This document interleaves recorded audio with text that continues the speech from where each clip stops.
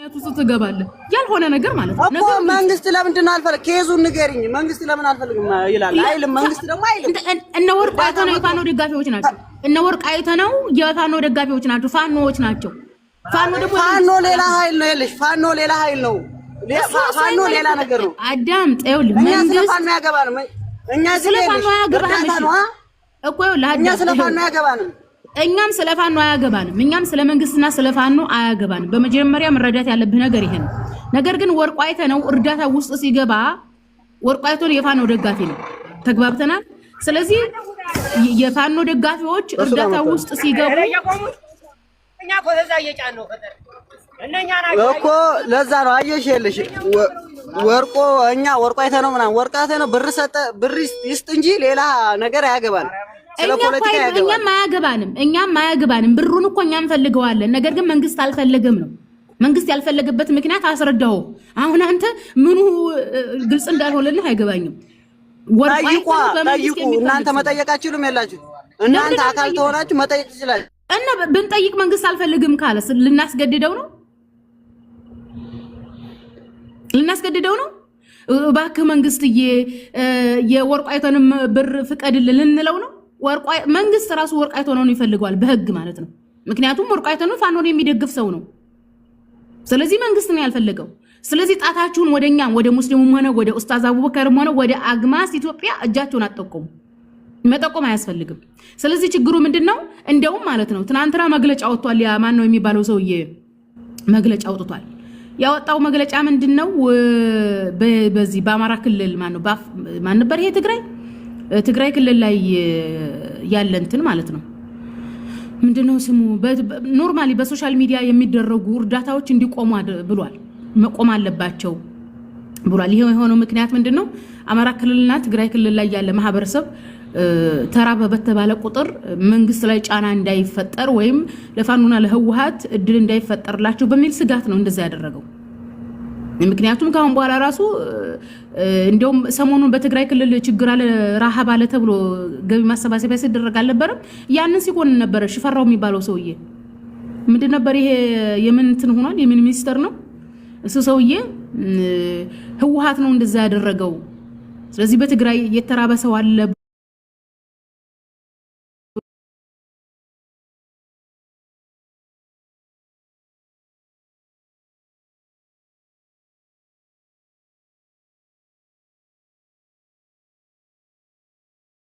የሚያገኙ ሀብት ፋኖን ይደግፋል በሚል ነው። ፋኖ ደግሞ የሚደገፈው ምንድነው?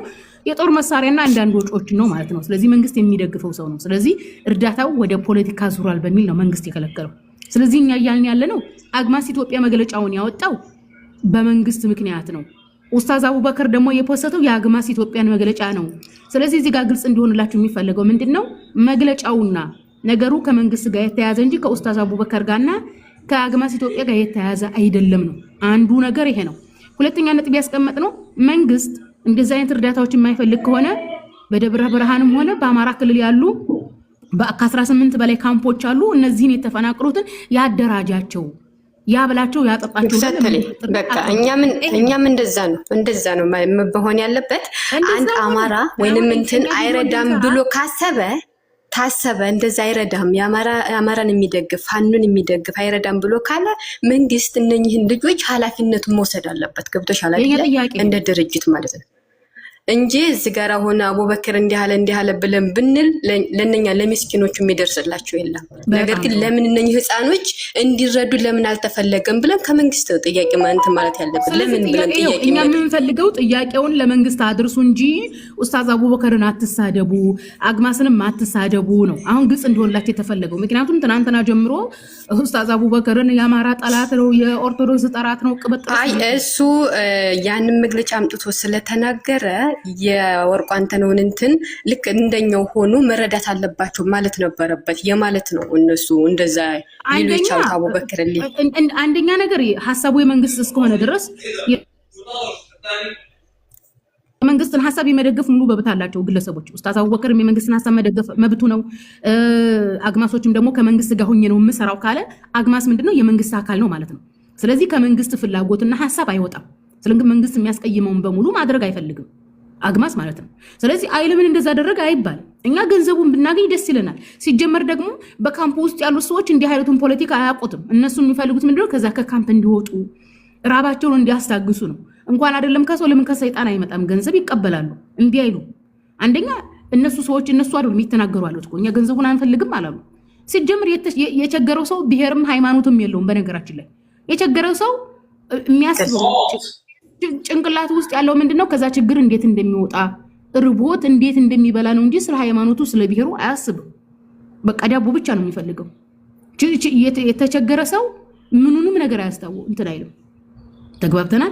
ስለዚህ እኛ ግልጽ እያደረግንላችሁ ህፃን ልጆች አሁን እዚህ ጋር አሁን አቡበከር ላይ ጥያቄ ያደረብልን መሰለሽ፣ እንዴት የመንግስትን ሀሳብ እነኚህ ህፃኖች አይረዱም ብሎ ሲል መንግስት ለምን ተኛ ጎን ተማሪዎች እነኚህ ህፃናቶች ናቸው ከፖለቲካ ወደ ፖለቲካ ተማዞር እነኚህ ህፃኖች መረዳት አለባቸው ተብሎ ለምን ተድርጅቱ ጎን አልቆመም ነው የኛ ጥያቄ።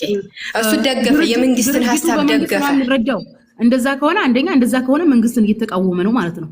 መንግስት ደግሞ የሚቃወመውን ሌላ ፖለቲካ ነው ብሎ ያስራል። በነገሮች ላይ መንግስት እዚህ ጋር ማወቅ ያለብሽ መንግስት እንኳን አይደለም አንዳንድ እንደዚህ ጥቃቅን ድርጅቶችን አይደለም ሲኖዶስን ማዘዝ ይችላል፣ መጅልስን ማዘዝ ይችላል። አይ እነዚህ ሃይማኖት አባቶች ናቸው፣ ቤተክርስቲያን ነው፣ ገዳም ነው፣ ጳጳስ ነው፣ ፓትሪያርክ ነው ማለት አይቻልም።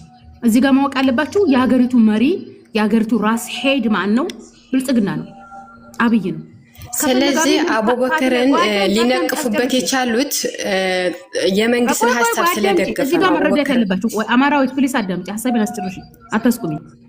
እዚህ ጋር ከፈለገ ብልጽግና ከፈለጉ ማለት የብልጽግና አመራሮች እና አብይ ከፈለጉ በሲኖዶሱ በኩል በፓትሪያርኩ በኩል የሆነ ነገር እንዲነገርላቸው ከፈለገ ፓትሪያርኩን ሄደው ያዛሉ። የማዘዝ ሙሉ ስልጣን አላቸው። የኢትዮጵያ ኦርቶዶክስ ተዋሕዶ ቤተክርስቲያን ሲኖዶሱ በመንግስት ስር ነው፣ መጅልሱ በመንግስት ስር ነው። የምናያቸው ሶሻል ሚዲያ ላይ ታዋቂ የሃይማኖት ሰዎች፣ ኢንፍሉዌንሰሮች፣ አርቲስቶች በመንግስት ስር ናቸው።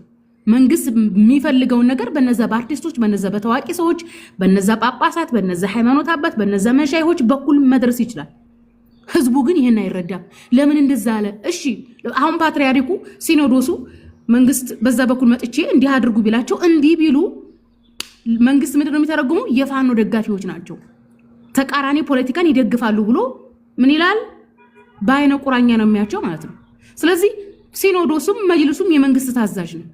ደግሞ ከዚህ ውጭም በውዴታም ሆነ በግዴታም ግለሰቦች የፈለጉትን የፖለቲካ አቋም መደገፍ ይችላሉ። ለምሳሌ ኡስታዝ አቡበከር መንግስት ያለው ሀሳብ ትክክል ነው ካለስ መደገፍ ብልጽግና መደገፍ መብቱ አይደለም? ለምን እንደዛ አለ? ለምን ብሩን ይስጥ? መንግስት ካልፈለገስ ነው። አንደኛም ደግሞ ሰዎቹ የሚደራጁት በደብረ ብርሃን ካምፕና በተለያዩ አካባቢ ያሉ በካምፕ ያሉ ቦታ እንትን እያደረገ እየፈለጉ አንዳንድ ነገሮችን እያደረገ የሚያደራጃቸው መንግስት ነው ተባለ። ያኒ እነዚህ በጎ አድራጎቶቹ ግለሰቦቹ ከመንግስት ጋር ምን አላቸው? ቁርኝት አላቸው ነው። ተገባብተናል። እና መንግስት ጋር ቁርኝት አላቸው። ለምን አይረዳቸውም ነው? እኛ አሁን ከመንግስት ጋር ቁርኝት ካላቸው ይርዳቸው፣ ራሱን ችሎ ይርዳ ነው። እኛም ጥያቄያችን አዳምጪ መሆን ያለበት ለማስጨረስ ነው። አሁን አላማው ፖይንቱ ምንድነው? እዛ ጋር በረሃብ በቅማል በውሃ ጥም እንዲሞቱ የተፈረደባቸው ልጆች ናቸው እነኛ ልጆች። ይሄ ነው መንግስት ካልቻለ መርዳት ካልቻለ እኔ የማንም አካል መቶ ህዝቤን ሊረዳ አይችልም እነኚህ የመንግስት አካል ናቸው ብሎ ካለ ለእነኛ ልጆች ምግባቸውንና መጠጣቸውን በተገቢ ይቆጣጠራቸው።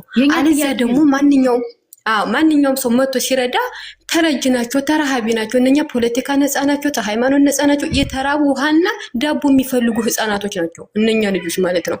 ቤተሰቦቻቸውን አጥተው እዛ ተፈናቅለው እንዴት ነው ይሙቱ? አንቀበልም የአማራን ገንዘብ ወርቋን ተነውን አሁን ቢቀበሉት ባይቀበሉት ችግር የለበትም። ግን እነኛ ምስኪኖች መታየት አለባቸው። እኛ እኮ ስለሱ አሁን እኛ በእኛ ፍላጎት በነገርሽ እንኳን አይደለም ወርቋ አይተ ነው ሰይጣን ቢሰጠን እኛ ተቀበለን ለወንድሞቻችን ብንደርስ ደስ ይለናል። ነገር ግን መንግስት በነገርሽ ላይ ነው ይሄን እንፈልገው ብልጽግናን ብቻ አይደለም ጥያቄያችን። የኦሮሚያ ክልል አስተዳደር ራሱ ካሳ መክፈል አለበት። ካሳ መክፈል እንደ ህግ ቢሆን የኦሮሚያ ክልል አስተዳደር ከወለጋ ለተፈናቀሉ ካሳ መክፈል አለበት። በእርግጠኛ ወንድሞቻችን ወደ ወለጋ እንዲመለሱ አንፈልግም። መልሶ ጃልመሮ ያርዳቸዋል። እኛ አንፈልግም። እኛ እንኳን አይደለም መንግስት የፌደራል መንግስት አይደለም የሀገሪቱን ፋይናንስና ወታደራዊ ስርዓት የያዘው አይደለም ኦሮሚያ ክልል ራሱ ከፌዴራል መንግስት ጋር ከአማራ ክልል ጋር ሆነው ሶስቱ ሆነው እነዚህ ህንዶች እነዚህ ምስኪኖች መርዳት አለበት ማቋቋም አለበት ብለን ጥሪ ካቀረብን በጣም ቆይተናል። አንደኛ የሚሰማን የለም ነው። ሁለተኛ ኖርማሊ አይ ቲንክ መንግስት እነዚህ ሰዎች እንዲራቡ የራሱ ፍላጎት ሊኖረው ይችላል። ምናልባትም የፖለቲካ ጥቅም ሊኖረው ይችላል። ብቻ አላቅም እና ሰዎቹ በጣም ምስኪኖች ናቸው። ህልውናቸው ያለው በፖለቲካ እጅ ብቻና ብቻ ነው። በቃ የተፈናቀሉትም ለፖለቲካ ምክንያት ነው። አሁንም ህልውናቸው ያለው በፖለቲከኞች እጅ ብቻና ብቻ ነው። እኔ እንደ ግለሰብ የትኛውም ፖለቲካ ደጋፊ አይደለሁም። ኦኬ ማንንም ፖለቲካ አልቃወምም አልደግፍም።